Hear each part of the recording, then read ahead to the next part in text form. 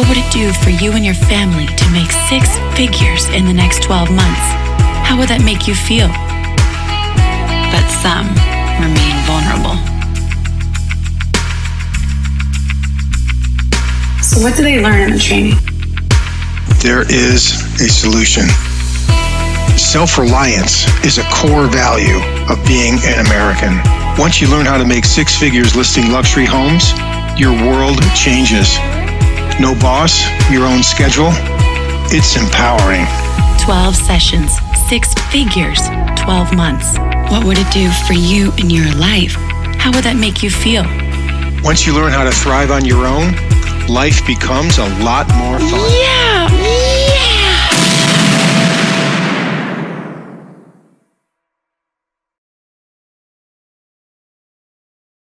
Welcome back, everyone, to the training, How to Make 6 Figures in Your First 12 Months. This week is about the network. Before we get into the network, let's review your action list from last week. So your action list was assembling your database of contacts, which will become your list of relationships in your CRM. If you were using a CRM that you like, that's great. Just get very familiar with it. If you'd like to explore some new CRMs, and there's some great ones, last week we showed you how to do that, or you can email us and we'll send you a link to a couple of them that we really like. We don't put those in the training because they change. So every few months we review CRMs and software. So that's kind of a moving target. And you should have been uploading your contacts into your CRM in the last week or so. Your network is the most valuable asset of your business, and it's your job to improve it every day. Building your network is what you do, and that includes your existing contacts. Your existing relationships should all be organized and ranked. Your contacts of your contacts. As you start making your outbound phone calls and using our key dialogues that we'll talk about today, you will be introduced to new people, friends of your friends. That's how you build your network. And then you'll have systems to generate new leads as we go through the training, and you'll have many of these systems going at the same time. Let's take a look at some bad habits of low producers so you know what to avoid. Low producers are typically disorganized, have shallow relationships with clients and their contacts, and are inefficient in the way that they work. Shallow relationships usually relates to the mindset being transactional versus relational, as we talked about last week. On the other side of the coin, let's take a look at the core competencies of thriving or successful agents. They really know how to prioritize. They move through their day like a man or woman on a mission. They're master prospectors and networkers. They use their CRM masterfully, and they rank their contacts daily. As we all know, there are hundreds of thousands of real estate agents in California and millions across the country. What that means is there's essentially a commodity. So if we take a look at a bird's eye view of the concept of a commodity and the challenge that it presents to you, we must understand what a commodity is. It's a mass-produced or unspecialized product that's typically available everywhere. And commodities have small profit margins because they're constantly getting battered by competition. So what you want to do as a real estate agent is move from being a commodity to top of mind or having mind share. You must take action daily to accomplish that goal with your network of relationships. And what you want to do is have your network refer you business on a regular and increasing basis. What this means over the long haul is in the beginning you're doing a lot of cold calling, a tremendous amount of prospecting and networking, and over time, you're in the next coming few years, you're going to have lots of incoming business, and you'll be spending your time doing deals and really enjoying your work, more so than all this outbound calling. So you've got to constantly prospect on a daily basis with the intention of building that network of relationships and add value to those people's lives. And we'll show you how to do that with some dialogues today. As some of you know, I'm an avid reader, and this is one of the great books I'm going to recommend to you. Once you take a look at it, you'll find that the information in it is timeless. It was written decades ago, but it is one of the most important books you'll read in terms of understanding how to be a great communicator and building your network of relationships. So I recommend you read the entire book, get a copy. In addition, we've got a summary of the book in the online resource center.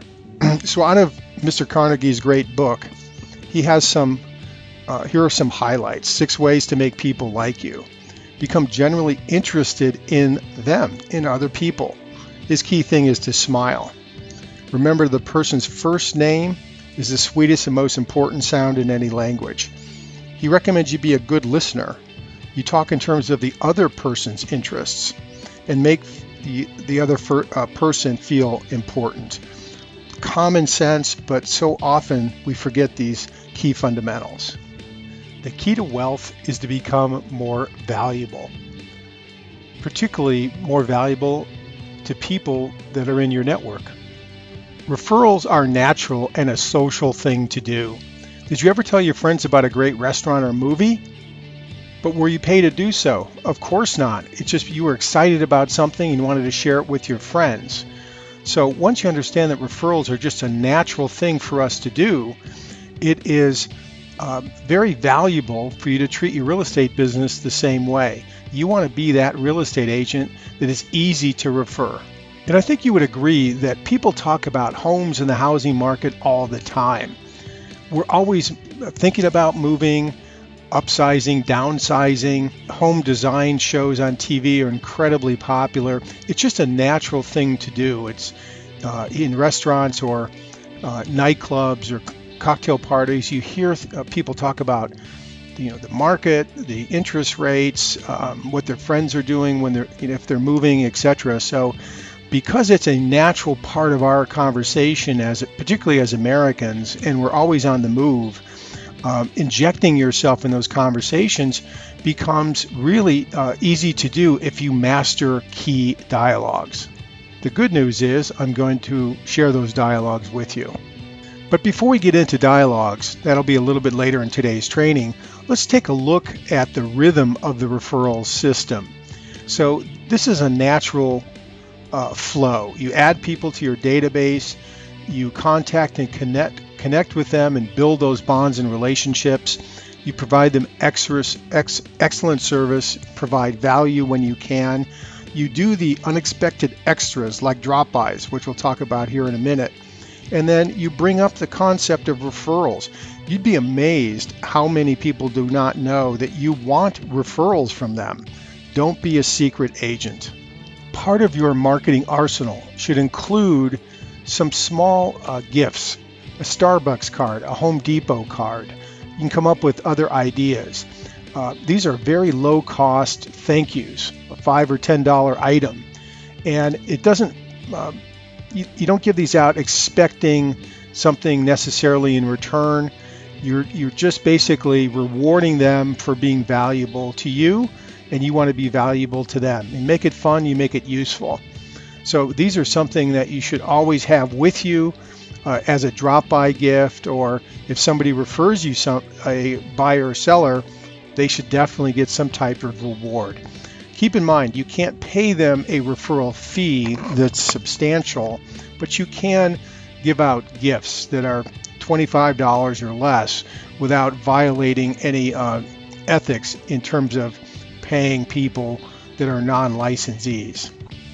What is true for all of us is we are standing in the middle of a network of deals that are happening all around us.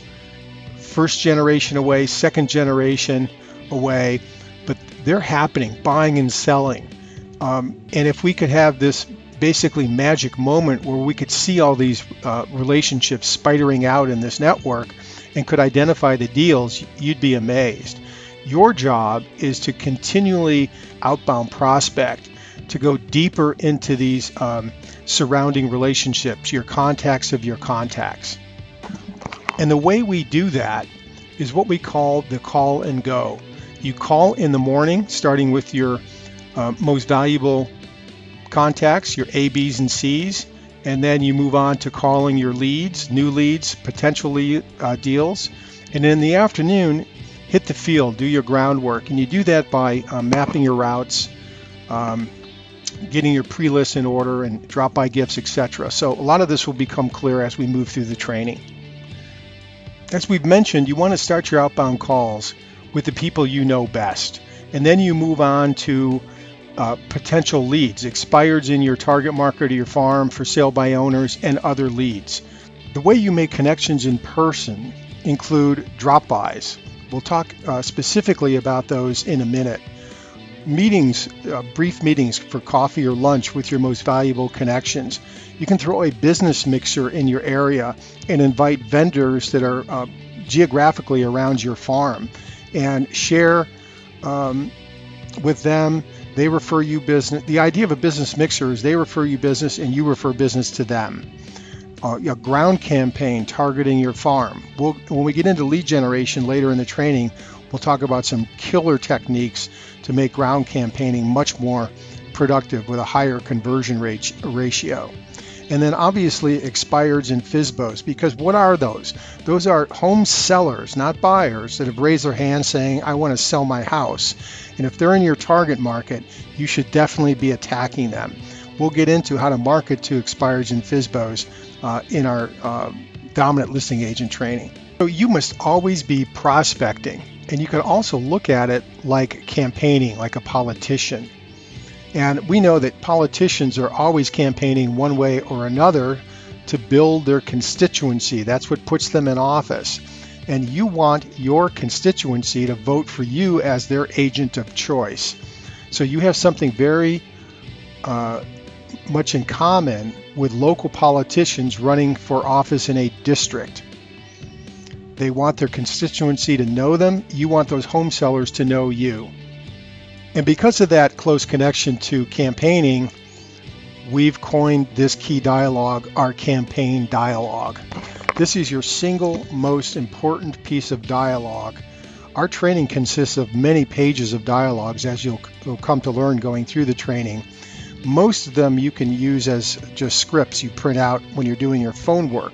This one, along with the 1, 2, 3 and departing dialogue that we'll talk about in a second, you must not only memorize, you must internalize it. And here it is.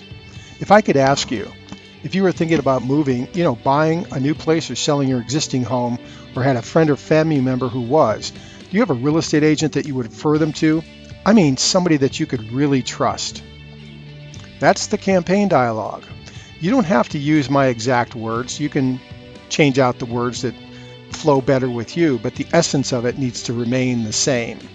Using this dialogue helps you qualify and rank your existing contacts, and it's an imperative you know where you stand with them. So your mindset when using these dialogues, in particular the campaign dialogue, is you can't wait to give their friends and associates your great service and skills. A variation on the campaign dialogue is for people that you know really well. If I could ask you, if you were thinking of moving, buying a new place or selling your existing home, or had a friend or family member who was, am I the person you would refer them to? So you'll notice there's just a slight variation, which makes it a little bit more logical for people you know really well. And as I said, you don't have to use these dialogues exactly. I recommend you do unless you have something that's really much better. But there are variations of this. You're free to use as they make sense. And I want you to understand this. It doesn't matter what they say. If they say yes, in other words, they have a real estate agent they would refer somebody to, and it's not you, meaning the original campaign dialogue, you respond this way. I see. Well, that's great. It's really important that you have someone. And by the way, what would it take for me to be that person? You can do that with a smile on your face. If they say no, boom, doors open, green light. Well, I really want to be that person.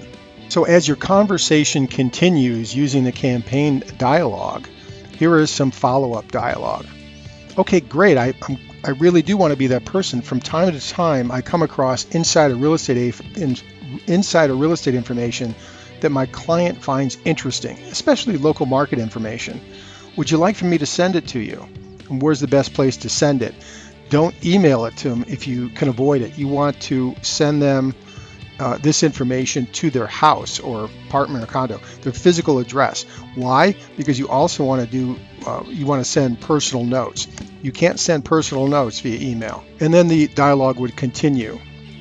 Now, if really something special came up, what's the best number to reach you? Obviously, you're not going to ask that question to one of your good friends. So again, using some common sense here. But it's important to clarify because they might have a home number, a cell number, an office number, etc. So if somebody's an A or A plus in your ranking, they are already one of your advocates. It's helpful for you to understand why. Don't be shy to ask them these questions.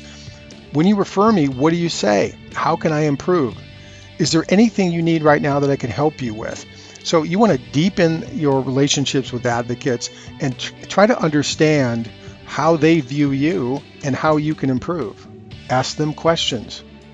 They'll really reward you for your candor and honesty.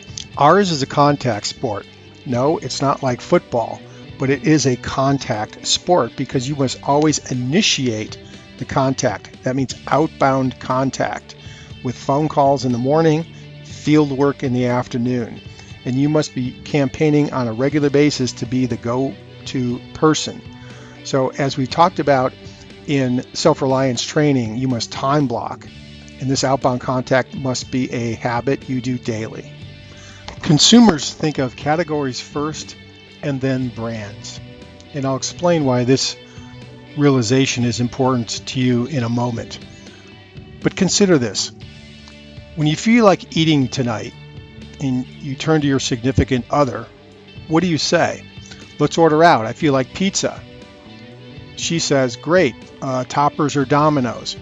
You can fill in different categories of products, but when you really understand what transpired there is the mind went to eating out what type of food, in other words, the category, and once that was considered, then drilled down into specifics, which are the brands. Another conversation might go like this. Honey, we need to buy a new car.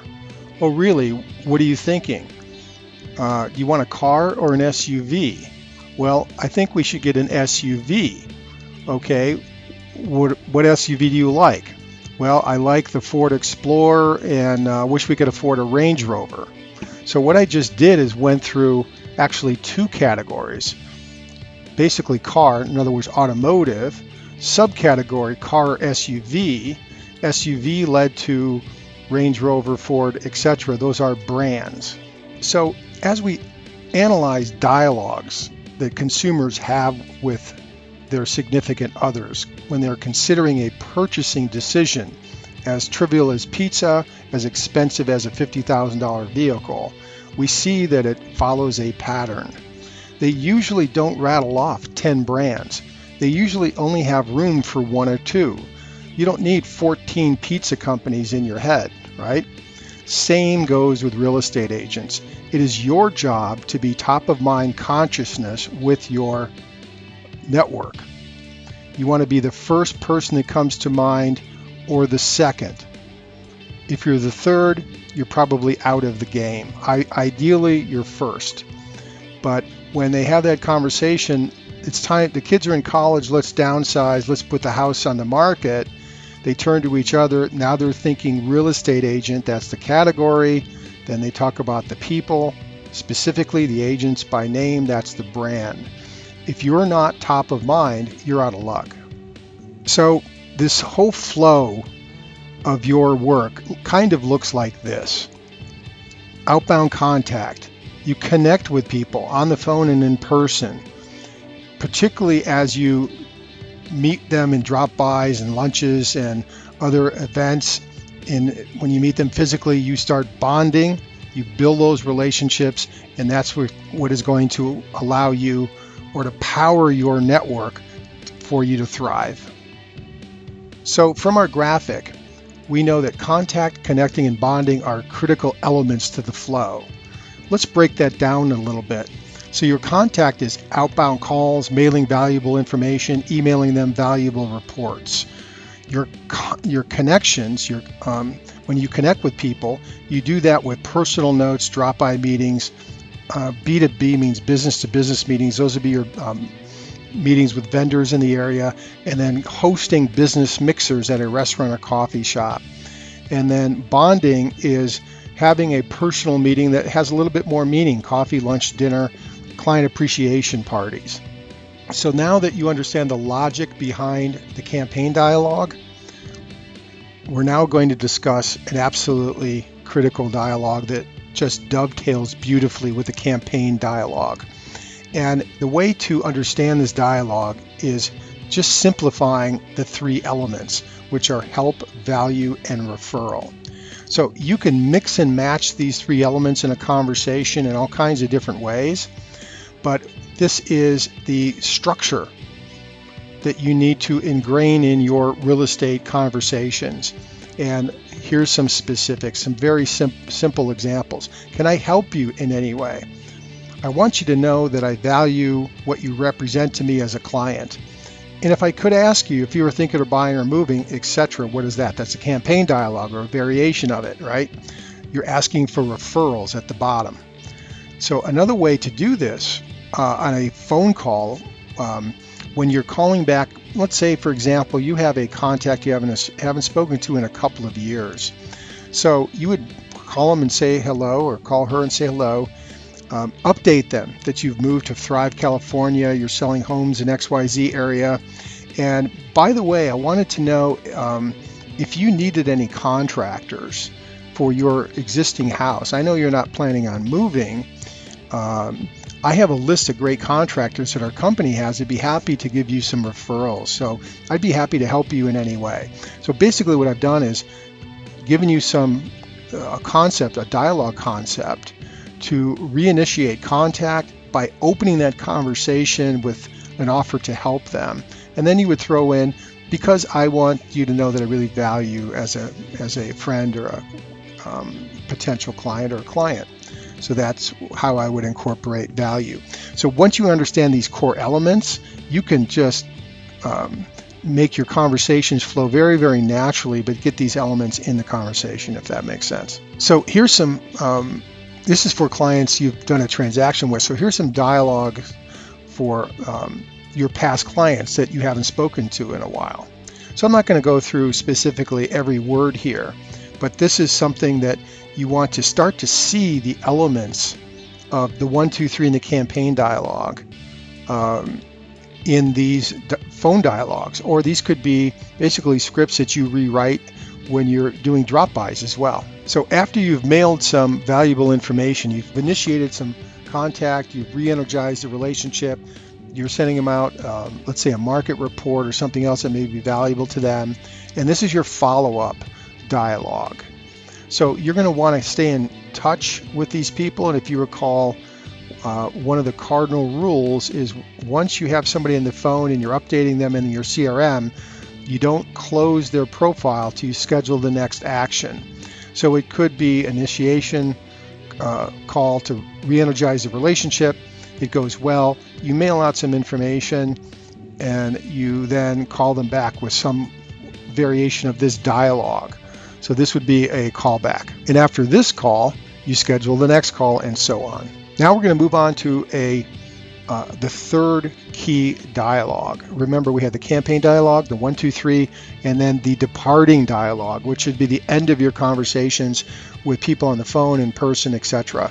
Just wanted to let you know I'm never too busy for your referrals. It's a little reminder to them that you value and appreciate referrals. You have to keep reminding people that you want referrals because they'll forget about it. Referring real estate agents is not what they do for a living, right? So you have to remind them in an elegant way. That's what the departing dialogue is. And you could also add to it. You could, in other words, here's another way to do it. I just want to let you know I'm never too busy for your referrals because I value you as a client. So I've just put 2 of the components out of the 1, 2, 3 in my departing. So when I use the term valuable information, I don't want you to be a cliche. Don't send out recipes. You see those in standard training, send them chicken soup recipes. That's just cliche stuff. Don't send them Los Angeles Laker magnets for the refrigerator. These are just too common. You want to be more creative. Your valuable information must be relevant, current, and not be ubiquitous. It can't be the Laker calendar. That's ubiquitous. That's common. So it could be real estate related, or it could be unique to the client. So if the client has a particular hobby, you might have some information that could be valuable to him or her regarding that hobby. You've just made valuable information become personalized. So this is part of your job as a relationship builder, to learn more about what your clients like and don't like and produce some valuable information to them. Could be just a small tidbit, just letting them know you care. So here's some more specifics. On personal information, it could be related to books on subjects they like. If they have a sports team that they really like, could be a hat or some small token, a keychain or a flashlight. These two categories are terrific. They get you great mileage. Gifts for their children or animals. In fact, I would rank those 1 and 2. I know if people give something to my child, I appreciate that much more so than getting something myself. So, and everybody loves their pets. I'm a dog guy. I've had both cats and dogs, but everybody loves their animals. So having doggy treats or doggy toys in your trunk, or cat, both dog and cat toys in your trunk, is really a great investment. So regarding professional valuable information relating to their home, if you know they're doing or contemplating a kitchen remodel, they've just put in a new lawn, they are really interested in organic gardening. In other words, you start to learn what they like and you produce a book or some valuable information related to their hobbies, you'll get great mileage on those. So all of these things are $2, $3, $4, maybe $10 items if you buy a book online. But they will endear you to somebody that can refer you business that can earn you $25,000, $50,000 at a pop. So this is how you invest in your business. You don't have to spend $5,000 with Zillow and Trulia leads. You should spend a couple $100 a month and nurture the relationships with your A and B clients. So approaching your business by using valuable information to deepen your relationships makes your business more fun. Mailing and emailing does not create a bond, but doing a drop-by with a small gift really does create a bond. So that's how you create these bonds in person, and it doesn't have to be a long meeting. Drop-bys are just a matter of a minute or two. And here's a statistic that I came across. It's just really amazing. When something of value, like a drop-by gift, is followed by connecting in person, the likelihood of a referral is 700% higher than mailing. So if you mail out a real estate report or an article about organic gardening and you follow that up by not just an email or a phone call, but by a drop-by where you shake their hand, the likelihood of a referral goes up 7 times. Just think about that. So it's useful to have some type of real estate report that you create that is market specific. Could be recent sales or other related information, and it has the ability to just kind of scroll through at a drop-by or lunch or coffee meeting and physically show the client that information. So that's what we're doing with this idea of your name with a real estate report. You just use your own creativity and come up with something that you could put on your tablet and show them. You can find some of this valuable information on the CAR website. They call some of these market snapshots and others. So once you start kind of digging into the CAR site, the NAR site, and others, Bankrate is another one, bankrate.com. You can put together relevant real estate information that's market specific that they may be interested in taking a look at. Behold the power of personal notes.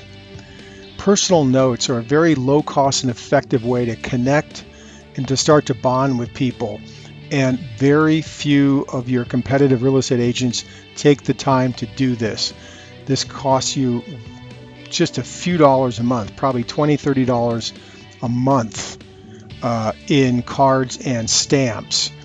But it has an amazing impact. And I think we probably all can think about a time when we've received a personal note.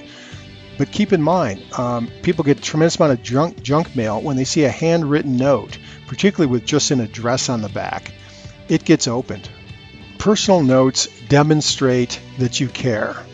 You want to do this task on a regular basis. I know it's going to take a little bit of your time, but if you allocate 10 or 15 minutes out of your business day to sit down and write 3 or 4 notes, they become an unexpected extra and can actually deepen the relationship with your prospects and clients. And it's a big differentiating factor. Your clients will remember you when they receive a personal note. And if we know that your job is to become top of mind conscious with your clients, you need mind share to be successful and build your network. This is a key element in an arsenal to accomplish that goal. You want to send personal notes after you've had a positive phone call with a key contact, a vendor introductory meeting, a vendor that you appreciate or like, after a drop-by visit that went well. You want to thank somebody for a referral by sending them a personal note. If you've met an expired or FSBO in the field, follow up with a personal note, or after you have a great buyer meeting. You also want to send them your client's personal notes prior to a listing presentation. So this is really unique. Almost nobody does this. So let's take, for example, you've done a preview of a for sale by owner's home. You've followed our system, you've called them, maybe met them a couple times, and they finally get tired of doing it themselves and they decide they want to interview agents. They say, okay, come next week at Tuesday at 4 o'clock and we'll talk about it. So you've got a listing presentation scheduled. As soon as that is confirmed, you immediately send them a personal note in the mail or drop it off in their mailbox. It sets up the listing presentation beautifully. After you do a preview of a house, what we call pre-list meeting or home preview, you follow that up with a personal note. Anytime during a listing is a good idea. It could help you set up a price reduction. Here's another technique that I think should be added to your arsenal immediately. After you do a listing presentation, while you're sitting in your car, before you leave, you take the time, pull it out of your briefcase, write a thank you note, and leave it on their doorstep or mailbox. You're already there. So the next day, they're going to get a personal note from you, and you don't have to worry about doing it in the office.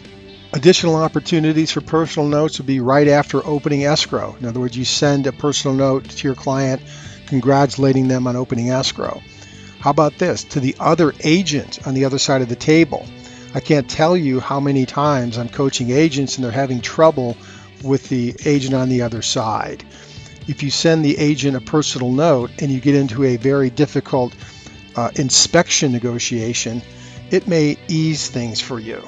So this is just food for thought of what to write on personal notes. And each situation is unique, hence the name personal note. So you need to use your own judgment, but we just wanted to start your creative juices flowing here. So what is a drop-by? A drop-by is an insider secret method that superstar agents use to generate referrals quickly. But more specifically, it's when you go see a prospect and you just stand on their doorstep, shake their hand, give them a small gift, have a quick conversation with them. You don't even go in. It's basically you just are dropping by for a purpose, and we'll get into some dialogues later. But you just drop by to see them in person, shake their hand, give them a small gift, and you're out of there. But it deepens your bond with your prospects in a big way. So you make contact physically. And the purpose of this is to deepen the connection and form a bond with your best people and encourage them to refer people to you. We'll give you some ideas about some drop-by gifts in a minute. Drop-bys are an instrumental part of your marketing arsenal because people must know who you are, what you do for a living, and that they can trust you. And trust is developed over time and in person. So know that success in your real estate business is really not hard to achieve. It just demands know-how and consistency. You're going to get the know-how in the training, and you alone must handle the consistency part. So you remember call and go, right? So the go in the afternoon is making connections in person. And here are more ideas. The drop-bys, obviously, coffee, lunches, business mixers, ground campaigning for your farm homeowners, seller homeowners, in other words, door knocking, and expireds and FSBOs.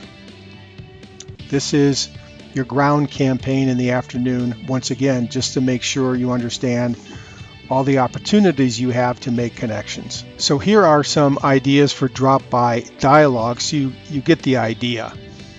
Appointment setting dialogue. By the way, I'm going to be in your neighborhood tomorrow between 1 and 2. I have something I wanted to drop off for you. Would you be at home? It'd just take a minute.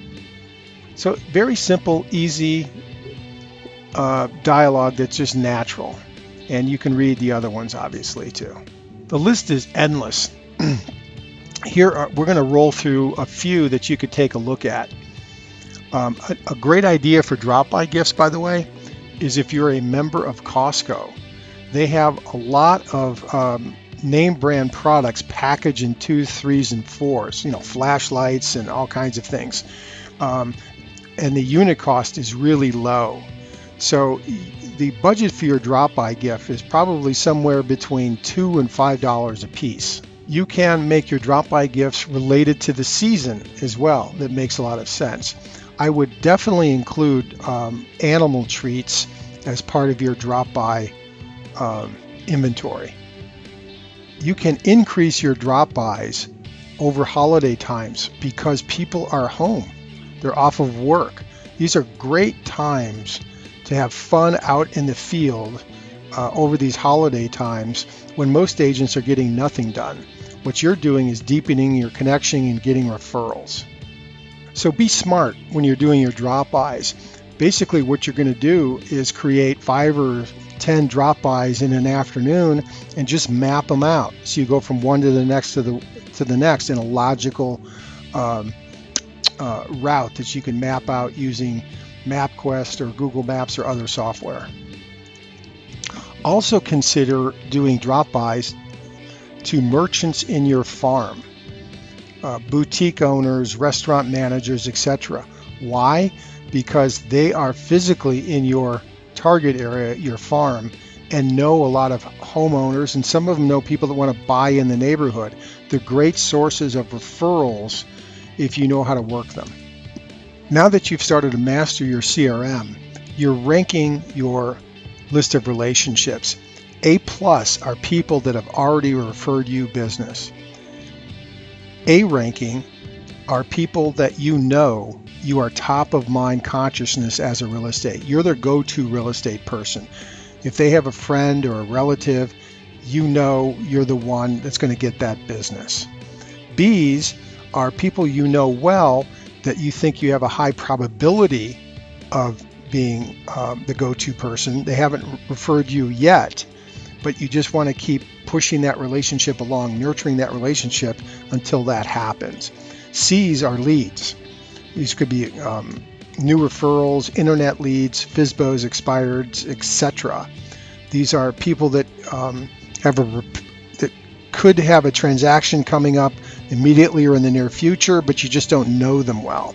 And then obviously you want to get their transaction under your belt and use them as a source of referrals in the future by having them move up your rankings. D's are people for whatever reason you know are never going to refer you. Just delete them from your CRM. So the way to look at this, particularly as an overview of your CRM, is you promote your contacts or you demote them. If your existing friends or contacts do not view you as your go-to person, how strong a relationship is that really? But you need to give them the benefit of the doubt, remind them, connect with them, and bond with them. In other words, invest in that relationship until they do. Or if you have determined that that's never going to happen, you demote them. They move from a B to a C or maybe a D and go out. So here's a quick overview of your ranking in your CRM. I have some great news for both you guys and gals regarding dressing for real estate success.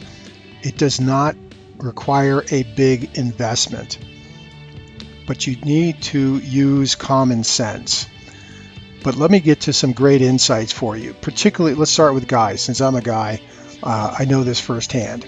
You should have white shirts and have a jacket available, either dark blue or black, a sport coat or blazer. Those are your go-to pieces. With regarding slacks, there is a great opportunity on eBay to buy Zanells slacks. They are my favorite Italian-made slacks. I've been buying them for decades.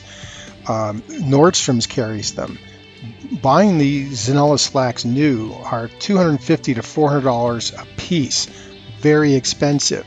That's the bad news. The good news is you can find new Zanells slacks on eBay for $30 or $40 or $50, a fraction of their cost.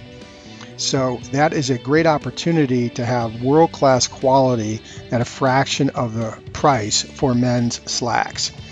You'll notice on the screen Merona versus Faconnable. Faconnable is a French shirt maker that makes really high-end white shirts, dress shirts for men. They're wonderful, and they're very expensive. But believe it or not, the Merona line at Target makes some pretty good cotton dress shirts for $25. And they're not the same as a Faconnable shirt, but they're really good for the money. So you could buy a couple pair of Zanells slacks and a couple of Merona shirts for $100 or $200, and have the beginnings of a new wardrobe for guys.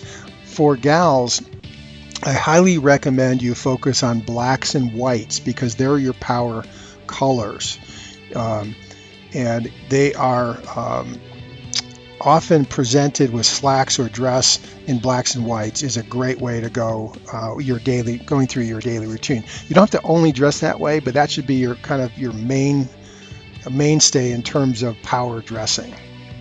Coco Chanel of the famed Chanel fashion and perfume line had a great quote, and it speaks volumes.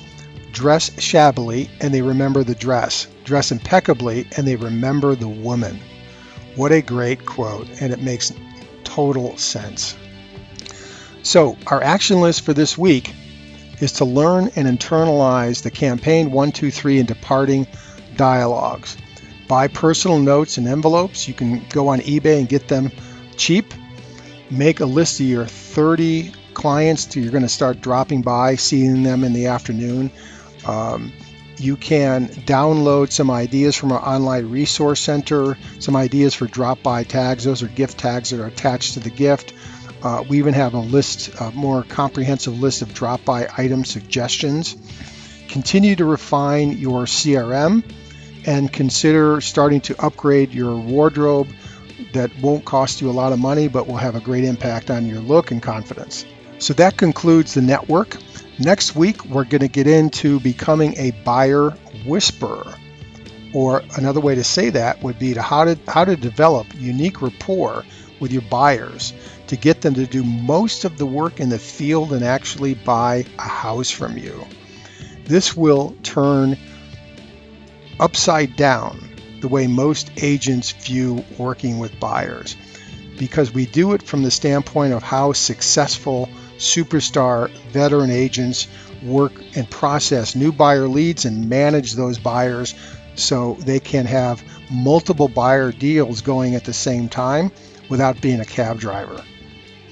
See you next week. Good luck on your action list.